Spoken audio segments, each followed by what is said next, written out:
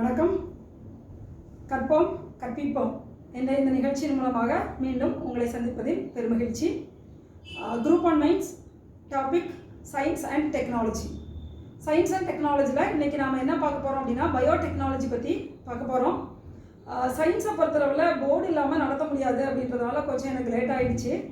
So கொஞ்சம் சீக்கிரமாக உங்களுக்கு சயின்ஸ் அண்ட் டெக்னாலஜி ஃபுல்லாக சொல்லிக் கொடுக்குறதுக்கு ட்ரை பண்ணுறேன். ரைட். ஸோ பயோடெக்னாலஜி வந்து ரொம்ப இம்பார்ட்டண்டான டாபிக். உங்கள் மெயின்ஸை பொறுத்தளவில் கண்டிப்பாக அதிலேருந்து ஒரு கேள்விகள் நீங்கள் எதிர்பார்க்கலாம். உங்களுடைய மீன்ஸ் ஸ்கூல் புக்கில் என்னென்ன டாபிக் கொடுத்துருக்காங்க, அதுக்கப்புறம் வந்து இந்த குரூப் 1க்கான கவர்மெண்ட் மெட்டீரியல்ஸ் என்னென்ன இருக்குது, ஸோ இதெல்லாம் அனலைஸ் பண்ணிவிட்டு அதுக்கப்புறம் எந்த மாதிரியான டாபிக்ஸ்லாம் கேட்குறதுக்கு பாசிபிலிட்டிஸ் இருக்குது அப்படின்னு ஒரு கன்க்ளூஷனுக்கு வந்திருக்கேன். ஸோ அது என்னென்ன பாசிபிலிட்டிஸ் இருக்குது அப்படின்றத ஃபஸ்ட்டு நான் உங்களுக்கு சொல்லிடுறேன். ரைட். அதுக்கப்புறம் ஒவ்வொரு நாளும் ஒவ்வொரு டாப்பிக்காக நம்ம படிக்கலாம். ஸோ ஃபஸ்ட்டு வந்து பார்த்திங்க அப்படின்னா உங்களுக்கு வந்து டாபிக் வந்து பயோடெக்னாலஜி தான், உயிரி தொழில்நுட்பம் அப்படின்றது தான் உங்களுடைய டாப்பிக்கு. ஆனால் கூட உங்களுக்கு வந்து கவர்மெண்ட் வெப்சைட்டில் தமிழ் நோட்ஸில் வந்து பார்த்திங்கன்னா அந்த மெண்டல் அவருடைய விதிகள் இருக்கு இல்லையா, கிரிகோர் ஜான் மெண்டல். ஸோ அவருடைய விதிகளை பற்றி அவங்க வந்து சொல்லியிருக்காங்க. அந்த விதிகளை பற்றி எழுத சொல்லி ஒரு கேள்வியாக அவங்க அதில் கொடுக்கப்பட்டிருக்கு. ஸோ அதனால் அதை நான் உங்களுக்கு முதல்ல சொல்லிடுறேன். ஏன்னா ஜெனட்டிக்ஸில் இருந்து தானே உங்களுக்கு பயோடெக்னாலஜி வருது. ஸோ அதனால் ஜெனட்டிக்ஸ் அது யார் ரிசர்ச் பண்ணால் அந்த ரிசர்ச்சை பற்றியான பேசிக் கொஸ்டின்ஸ் ஒரு கொஸ்டின் நாம் எதிர்பார்க்கலாம். ஸோ இதை தவிர்த்து வேறு என்ன கேள்விகள்லாம் நம்ம எதிர்பார்க்கலாம் அப்படின்னா, ஜென்ரலாக பயோடெக்னாலஜி அப்படின்னா என்ன, பயோடெக்னாலஜியோடைய அப்ளிகேஷன்ஸ் என்ன அப்படின்னு வந்து ஒரு கேள்வியை நாம் எதிர்பார்க்கலாம். ஃபார் எக்ஸாம்பிள் விவசாயத்தில் என்ன மாதிரியெல்லாம் பயோடெக்னாலஜி பயன்படுது, தொழிற்சாலைகள் எப்படி பயன்படுது, ஸோ இந்த மாதிரியான கேள்வியை நாம் வந்து எதிர்பார்க்கலாம். ஸோ இது தவிர்த்து வந்து பார்த்திங்கன்னா பயோடெக்னாலஜி பொறுத்தவரையில் ட்ரெடிஷ்னலாக நம்ம எந்த மாதிரியெல்லாம் பயன்படுத்துகிறோம். ஃபார் எக்ஸாம்பிள் ஃபெர்மெண்டேஷன்னா என்ன, அதனுடைய நொதித்தல்னா என்ன, அதனுடைய பயன்பாடுகள் என்ன அப்படின்னு கேட்கலாம். சிங்கிள் செல் ப்ரோட்டீன், அதாவது ஒற்றை செல் இருக்க ப்ரோட்டீன் அப்படின்னா அதை பற்றி அதனுடைய பயன்பாடுகள் பற்றி கேட்கலாம். தென் வந்து பார்த்திங்கன்னா ஹியூமன் ஜினோம் ப்ராஜெக்ட் அப்படின்னு சொல்கிறோம் இல்லையா, அந்த ஹியூமன் ஜினோம் ப்ராஜெக்டில் கூட ஒரு கேள்வியை நாம் எதிர்பார்க்கலாம். இதை தவிர்த்து வந்து பார்த்திங்கன்னா குளோனிங்னா என்ன, குளோனிங்கால் ஏற்படக்கூடிய நன்மைகள் என்ன, ஹியூமன் குளோனிங்கை பற்றிய நம்மளுடைய கருத்துக்கள் என்ன, இந்திய அரசாங்கத்தினுடைய நிலைப்பாடு என்ன அப்படின்ற மாதிரியான ஒரு கேள்வியும் நாம் எதிர்பார்க்கலாம். ஜெனட்டிக்கலி மாடிஃபைடு ஆர்கனிசம் அப்படின்னு சொல்லுவாங்க இல்லையா, மரபீனி மாற்றுப்பெயர்கள் அப்படின்னா என்ன, அதனால் ஏற்படும் நன்மைகள் என்ன, தீமைகள் என்ன, இந்தியாவில் அதனுடைய ரிசர்ச் எந்த அளவில் இருக்குது அப்படின்றத பற்றியும் ஒரு கேள்வி நாம் எதிர்பார்க்கலாம். அடுத்த ஜெனட்டிக் இன்ஜினியரிங் அப்ரூவல் கமிட்டி அப்படின்னு சொல்லுவாங்க. இந்த மரபணி மாற்றுப்பெயர்களுடைய அந்த ரிசர்ச் பண்ணி அதுக்கான பெர்மிஷன் ஃபீல்டு ட்ரையெல்லாம் வாங்குறதுலாம் அந்த ஜெனட்டிக் இன்ஜினியரிங் அப்ரூவல் கமிட்டி தான் கொடுக்கும். ஸோ அதனுடைய ரோல், ஃபங்க்ஷன்ஸு, அது எப்படி நம்ம கிரியேட் பண்ணோம், இந்த மாதிரியாகவும் ஒரு கேள்வியை நாம் எதிர்பார்க்கலாம். அதை தவிர்த்து வந்து பார்த்திங்கன்னா அந்த டிஎன்ஏ ஃபிங்கர் பிரிண்டிங் அப்படின்னு சொல்லுவாங்களே, அந்த டிஎன்ஏ ஃபிங்கர் பிரிண்ட்ஸ், ஸோ அதை பற்றியும் ஒரு கேள்வி எதிர்பார்க்கலாம். ஏன்னா இது வந்து ட்ரெடிஷ்னலான கேள்வியாக இருந்தால் கூட பழைய கேள்வித்தாள்களில் பலமுறை கேட்கப்பட்ட கேள்வியாக இருக்குது. குரூப் 1 மெயின்ஸுக்கான அரசாங்கத்தினுடைய அந்த வெப்சைட்டில் இருக்க நோட்ஸுகளில் இதை பற்றி பேசப்பட்டிருக்கு. ஸோ அதனால் நம்ம அதையும் கண்டிப்பாக படிச்சுக்கணும். அதுக்கப்புறம் வந்து பார்த்திங்க அப்படின்னா உங்களுக்கு வந்து இந்த ஜீன் டெஸ்டிங் அப்படின்னா என்ன, அது ஒரு கேள்வி கேட்கலாம். அடுத்து வந்து ஜீன் கோடிங் அப்படின்னா என்னன்னு ஒரு கேள்வி கேட்கலாம். ரீகாம்பினன்ட் டிஎன்ஏ டெக்னாலஜி அப்படின்னா கூட ஒரு கேள்வி கேட்கறதுக்கான வாய்ப்புகள் இருக்குது. அடுத்த ஸ்டெம் செல் அப்படின்னா என்ன, ஸ்டெம் செல்லில் இருக்க ரிசர்ச்னா என்ன அப்படியும் நம்ம ஒரு கேள்வியை எதிர்பார்க்கலாம். ஸோ பயோடெக்னாலஜியை பொறுத்தளவில் நிறைய கேள்விகள் காணப்படுது. அந்த கேள்விகளை நான் ஒவ்வொரு நாளும் ஒவ்வொரு சின்ன வீடியோ கிளிப்பாக நான் உங்களுக்கு தரதுக்கு முயற்சி செய்கிறேன். ரைட்டாக 10 to 15 மினிட்ஸ் வந்து ஒவ்வொரு வீடியோ கிளிப்பாக வச்சுக்கலாம். ஸோ அதில் உங்களுக்கு இருக்கிற முக்கியமான வார்த்தைகளை நான் போர்டில் எழுதுகிறேன். இதில் எனக்கு தெரிஞ்ச தமிழ் சொற்களை மட்டும் நான் உங்களுக்கு தரதுக்கு முயற்சி செய்கிறேன். இல்லைனாலும் உங்களுக்கு பள்ளிப்பாட புத்தகத்தை தேடி பார்த்தீங்கன்னா பள்ளிப்பாட புத்தகத்தில் உங்களுக்கு தேவையான அந்த தமிழ் நோட்ஸ் எல்லாம் உங்களுக்கு இருக்குது. நீங்கள் அதிலேருந்து நீங்கள் இதை எடுத்துக்கலாம். ஓகே. ஸோ இப்போ நம்ம வந்து பார்க்குறது என்ன அப்படின்னு வந்து பார்த்தீங்க அப்படின்னா பயோடெக்னாலஜி அப்படின்ற ஒரு டாப்பிக்கில் நம்ம வந்து ஃபஸ்ட்டு முக்கியமான கேள்வி என்ன சாத்தியம் இருக்குது அப்படின்றத நம்ம இப்போ பார்க்கலாம். ஸோ ஃபஸ்ட்டு கொஸ்டினை பொறுத்தளவில் நான் உங்களுக்கு ஆல்ரெடி டிஸ்கஸ் வித் யூ அந்த ஜெனட்டிக்ஸ் அப்படின்றத பற்றி ஒரு ஜென்ரலான ஒரு கொஸ்டின் நம்ம இதில் வந்து எதிர்பார்க்கலாம். ரைட். ஸோ ஜெனட்டிக்ஸ் அப்படின்னு எடுத்துக்கிட்டோம் அப்படின்னா 1906 W. பேட்டிசான் அப்படின்றவர் தான் முத இந்த வேர்டை வந்து காயின் பண்ணுறாரு. So 1906 W. பேட்டிசான் இவர் தான் முத இந்த வேர்டை வந்து காயின் பண்ணுறாரு, ஜெனட்டிக்ஸ் அப்படின்ற அந்த வார்த்தையை. ஸோ அதாவது நமக்கு என்ன டவுட் அப்படின்னா, எப்படி வந்து பரம்பரையாக குணங்கள் கடத்தப்படுது அப்படின்ற ஒரு கேள்வி எழும்போது தான் ஸோ இதை பற்றியான ரிசர்ச் உங்களுக்கு ஸ்டார்ட் ஆகுது. இப்போ நமக்கு பரம்பரையான குணங்கள் வந்து கடத்துறதுக்கு காரணம் ஜீன்ஸ் அப்படின்னு நமக்கு தெரிய வருது. ஆனால் முன்னாடி வந்து அந்த ஜீனை பற்றி யாருக்குமே தெரியாது. ரைட்டா. ஸோ அப்போ வந்து அதில் நிறைய ரிசர்ச் வந்து போகுது. அந்த மாதிரி வந்து பார்த்திங்க அப்படின்னா ஜான் கிரிகோர் மெண்டல். ஸோ அந்த ஜான் கிரிகோர் மெண்டல் அப்படின்றவர் வந்து அந்த பட்டாணி தாவரத்தில் நிறைய ஆராய்ச்சிகள் பண்ணுறாரு, பீ பிளான்ட்டில். ஸோ அதை அடிப்படையாக கொண்டு தான் அவர் வந்து தன்னுடைய முடிவுகளை அவர் வெளியிடுறாரு. அந்த முடிவுகள் வந்து பார்த்தீங்கன்னா எக்ஸ்பெரிமெண்ட்ஸ் ஆன் பிளான்ட் ஹைபிரிட்ஸ் அப்படின்ற ஒரு தலைப்பில் வெளியிடுறாரு. எக்ஸ்பெரிமெண்ட்ஸ் ஆன் பிளான்ட் ஹைபிரிட்ஸ் இந்த இயர் 1866 1866 வருடம் தன்னுடைய ஆராய்ச்சியை அவர் வந்து வெளியிடுறாரு. ஸோ இவர் தான் வந்து ஃபாதர் ஆஃப் ஜெனடிக்ஸ் அப்படின்னு வந்து சொல்கிறாங்க. மரபியலின் தந்தை என்று இவர் அழைக்கப்படுகிறார். ரைட். ஸோ அது ரொம்ப முக்கியமான ஒரு வார்த்தை, அதை நீங்கள் எழுதிக்கோங்க. ஸோ அவர் எதுக்காக இந்த பட்டாணி தாவரத்தை தேர்ந்தெடுக்கிறாருன்னா, பட்டாணி தாவரத்தில் ஒரு பெக்கூலியரான சில கேரக்டர்ஸ் இருக்குது. 7 விதமான குணநலங்கள் தெளிவாக தெரியுது. ஸோ அதை வச்சு தான் அவர் அடிப்படையாக கொண்டு அவர் தன்னுடைய ஆராய்ச்சி செய்கிறாரு. ஸ்டெம் செல்லுடைய அந்த லென்த்து, அந்த தண்டுகள் இருக்கு இல்லையா, அந்த தண்டுகளுடைய நீளம் எப்படி இருக்குது, சிலது வந்து ரொம்ப டாலாக இருக்குது, சிலது வந்து பார்த்தீங்கன்னா ரொம்ப குட்டியான தாவரமாக காணப்படுது, அது ஒரு குணமாக எடுத்துக்கிறாரு. அப்புறம் வந்து விதை பை பாடு இருக்கு இல்லையா, பாடோட ஷேப்பு நல்லா அழகாக இருக்கா, இல்லாட்டி அது கொஞ்சம் சுருங்கி காணப்படுதா அப்படின்றத பார்க்குறாரு. அது மாதிரி பாடோட கலர் அது என்ன மாதிரி பச்சை கலரில் இருக்கா, இல்லாட்டி அது வந்து எல்லோ கலரில் இருக்கா, அந்த விதை பையுடைய கலரை பார்க்குறாரு. அதுக்கப்புறம் அந்த விதையுடைய வடிவம் உருண்டையாக இருக்கா, இல்லாட்டி அது வந்து சுருங்கி காணப்படுதா, ரிங்கிள்டாக இருக்கான்றதை பார்க்குறாரு. ரைட். ஸோ அதுக்கப்புறம் வந்து உங்களுக்கு விதையோட கலர் வந்து அது மாதிரி பச்சை கலராக இருக்கா, இல்லாட்டி எல்லோ கலராக இருக்கா அப்படின்ற ஒரு இதை வச்சு அதை வந்து பார்க்குறாரு. அந்த பிளான்ஸை வந்து அவருடைய பண்புகள் எப்படிப்பட்ட பண்புகள் அப்படின்றது அது பெக்கூலியராக தெரியுது. ஃப்ளவரோட பொசிஷன், அதாவது பூவுடைய முனையில் இருக்கா இல்லை பூவோட கோணத்தில் இருக்கா அப்படின்றத பார்க்குறாரு. அதான் ஃப்ளவரோட கலர், பூவோட கலர் வந்து பார்த்தீங்கன்னா உங்களுக்கு வந்து வயலட் கலரில் இருக்கா இல்லாட்டி வெள்ளை கலரில் இருக்கா, இதுதான் அவருடைய 7 விதமான குணங்கள். ஸோ அவங்க புத்தகங்கள்ல அது தெளிவாக வந்து கொடுக்கப்பட்டிருக்கு. நான் உங்களுக்கு ஷார்ட்டாக புரியணுன்றதுக்காக நான் கொடுக்குறேன். இந்த 7 விதமான குணங்கள் அடிப்படையாக வச்சுட்டு அப்போ வந்து அவர் என்ன பண்ணுறாரு அப்படின்னா, உங்களுக்கு வந்து அதை வந்து கலப்பினம் பண்ணுறாரு, ஹைபிரிட் பண்ணுறாரு. பொதுவாக வந்து பார்த்தீங்க அப்படின்னா இந்த பட்டாணி விதைகள் வந்து அப்படியே கிராஸ் பாலினேஷன் இல்லாமல் செல்ஃப் பாலினேஷனே அது பெரும்பாலும் நடத்தக்கூடிய ஒரு தன்மையுடைய ஒரு தாவரமாக இருக்குது. ஸோ அந்த தாவரத்தை அவர் என்ன பண்ணுறாரு அப்படின்னா கிராஸ் பாலினேஷன் பண்ணி பார்க்குறதுக்கு ட்ரை பண்ணுறாரு. அதாவது என்னென்னா அவங்களுக்கு வந்து தட் மீன்ஸ் ஹைபிரிடைசேஷன் பண்ணுறது, மாற்று மகரந்த சேர்க்கை மூலமாக அது வந்து அந்த செயல்படுறது. ஸோ அது வந்து எப்படி இருக்குது அப்படின்ற தன்னுடைய ரிசர்ச்சை வந்து அவர் பார்க்குறாரு. அப்படி பார்க்கும்போது அவர் என்ன பண்ணுறாருன்னா நீளமான ஒரு தாவரத்தையும் குட்டியான தாவரத்தையும் எடுத்துக்கிறார். ரைட்டா. ஸோ தண்டு வந்து ரொம்ப நீளமாக இருக்கிற ஒரு பிளான்ட்டும் தண்டு வந்து குட்டியாக இருக்கிற ஒரு பிளான்ட்டையும் எடுத்து தான் அவர் தன்னுடைய ரிசர்ச்சை வந்து இதில் வந்து பண்ணுறாரு. ஸோ பண்ணி பார்க்கும்போது அவருடைய முடிவுகள் எப்படி இருக்குது அப்படின்னா, அதை வந்து மோனோ ஹைபிரிட் கிராஸ் அப்படின்னு நம்ம சொல்கிறோம். அதாவது ஒரு பண்பு கலப்பு. இங்கே வந்து அவர் எடுத்துக்கிறது ஒன்லி அதோடைய நீளத்தை மட்டும் எடுத்துக்கிறாரு. உயரமான ஒரு தாவரத்தையும் குட்டியான ஒரு தாவரத்தையும் எடுத்து அதை வந்து கிராஸ் பிரிட் பண்ணுறாரு. கலப்பினத்தை உருவாக்குகிறார். அதாவது ட்ரூ லைனில் இல்லாமல் கலப்பினம் அங்கே உருவாக்கப்படுகிறது. ஸோ அதனுடைய முடிவு எப்படி இருக்குது அப்படின்னு வந்து பார்க்குறாரு. முடிவு வந்து F1 ஜென்ரேஷன் அப்படின்னு நம்ம சொல்லுவோம். ஸோ முதல் தலைமுறையை சேர்ந்த அந்த தாவரங்கள் எல்லாமே நீளமாகவே இருப்பதை அவர் பார்க்கிறார். ரைட்டா. ஸோ ஆல் ஆர் டால். ஸோ இங்கே வந்து குட்டை அப்படின்ற ஒரு பண்பு வந்து முழுக்க உங்களுக்கு வந்து காணாமல் போயிடுது. இப்போ தான் அவருடைய ரிசர்ச் மறுபடியும் ஸ்டார்ட் பண்ணுறாரு. அந்த ரிசர்ச்சை ஸ்டார்ட் பண்ணி அவர் என்ன பண்ணுறாருன்னா F1 வந்து செல்ஃப் பாலினேஷன் பண்ணுறாரு. கிராஸ் பாலினேஷன் இல்லாமல் செல்ஃப் பாலினேஷன். இந்த முதல் தலைமுறையில் கிடைத்த தாவரங்களோடைய அவர் வந்து அந்த மகரந்த சேர்க்கை பண்ணுறது மூலமாக F2 ஜென்ரேஷன் கிடைக்குது. இப்போ F2 ஜென்ரேஷனில் அவர் ஒரு அதிசயமான குணத்தை பார்க்குறாரு. F1 ஜென்ரேஷனில் இல்லாத குட்டியான தாவரங்கள் அடுத்த தலைமுறையில் 2வது தலைமுறையில் F2 தலைமுறையில் அது வெளிப்படுறதை அவர் பார்க்குறாரு.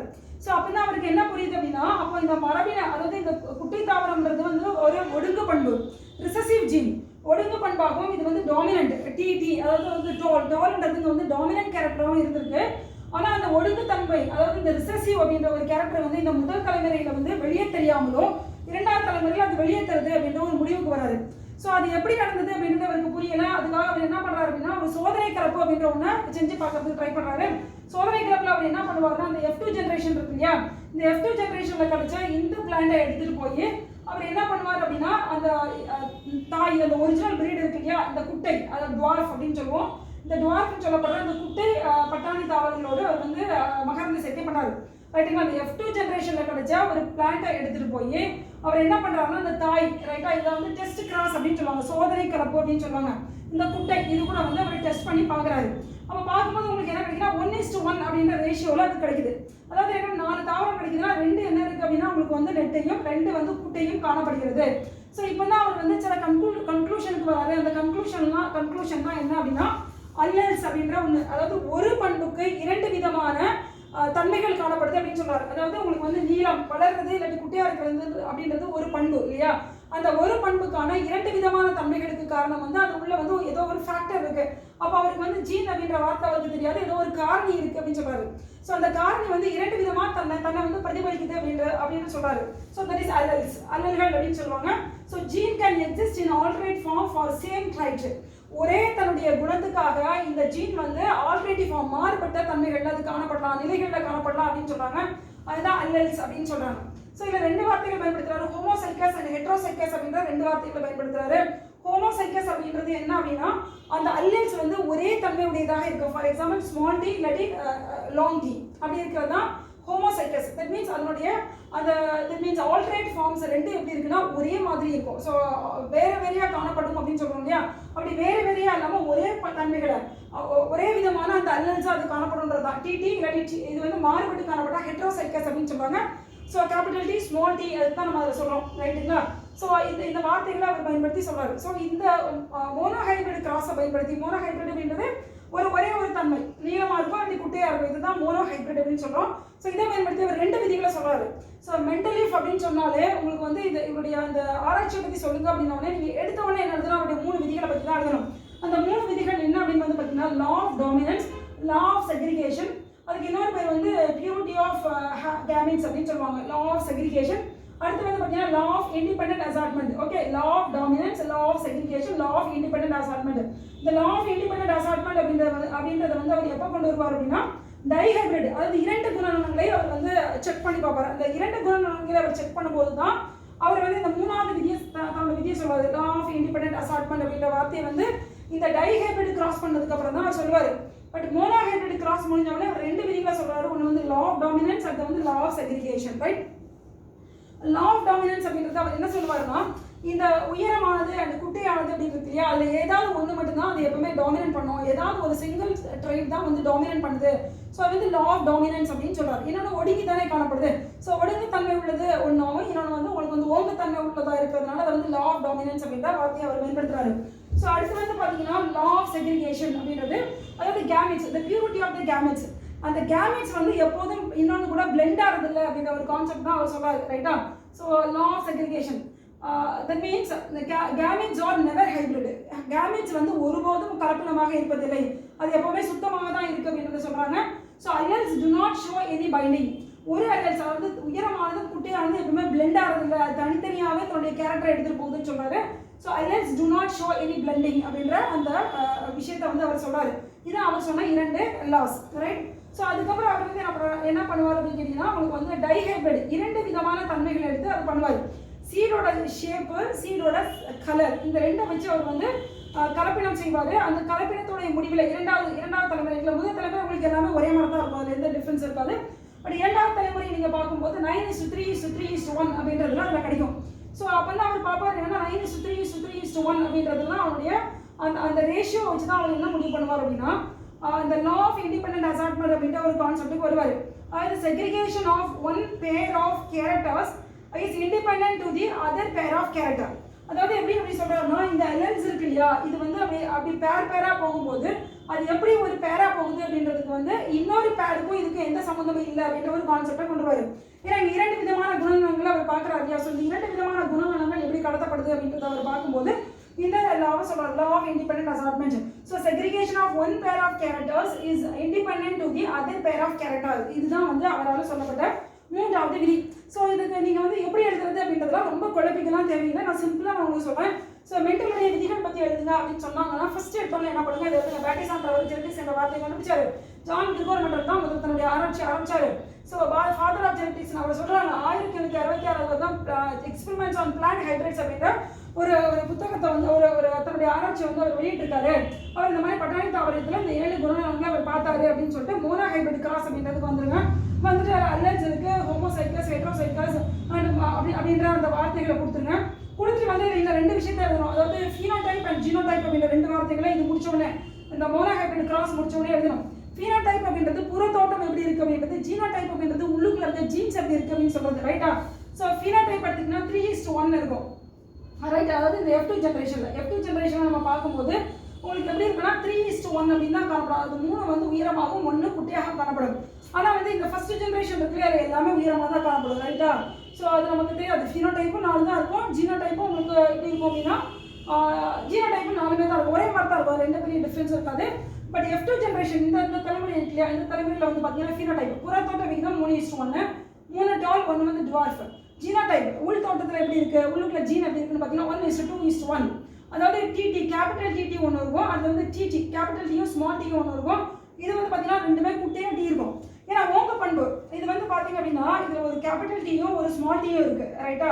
ஆனால் இது பார்க்குறதுக்கு உங்களுக்கு ஹைட்டாக தருது, ஆனால் உள்ளுக்குள்ள வந்து பார்த்தீங்கன்னா இந்த தன்மையை அது கொண்டு இருக்குது. ஸோ அதுதான் 2% அப்படின்னு நம்ம சொல்கிறோம். ஸோ இரண்டாவது தலைமையில் ஒன்று முழுக்க முழுக்க ஓங்கு பண்புகளோடு இருக்குது, ஒன்று வந்து ஓங்கு பண்பு ஒடுங்கு பண்பு இருக்குது, ஒன்று முழுக்க முழுக்க ஒடுங்கு பண்போடு காணப்படுகிறது. ஸோ இதை வந்து நீங்கள் எழுதிடணும். அப்புறம் வந்து அந்த டெஸ்ட் கிளாஸை பற்றி அந்த படத்தை இப்படி போட்டிங்கன்னா போது வந்து 1:1 ரேஷியோவில் தான் இருக்கும். அதைத்தான் நம்ம இங்கே சொல்கிறோம். இந்த இல்லையா இந்த டைஹைப்ரிட்லேயே 9:3:3:1 அப்படின்ற ஒரு கான்செப்ட் அதுதான் நம்ம உங்களுக்கு பிரதிபலிக்குது. இதை எழுதிட்டு நீங்கள் வந்து ஒரு கன்க்ளூஷன் கொடுத்துருங்க. இந்த 2 படத்தை வந்து எழுதுறதுக்கு ட்ரை பண்ணுங்கள்.